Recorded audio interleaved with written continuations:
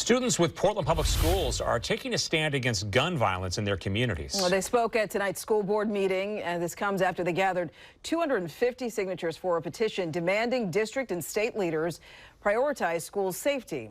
Over the past month at campuses including Skyridge Middle School in Camas and Gresham High School, there have been a number of threats and incidents involving guns on or near school property. The teens who spoke tonight gave insight into how these incidents can affect students' mental health. Gun violence has inflicted anxiety on students, especially in schools, a place where we should feel safe.